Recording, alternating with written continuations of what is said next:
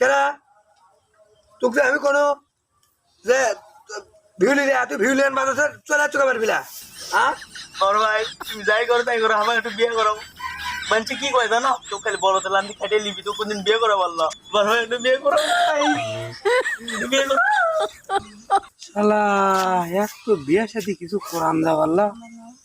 যদি আমি করাই তাহলে তো আর সোল ফল হবি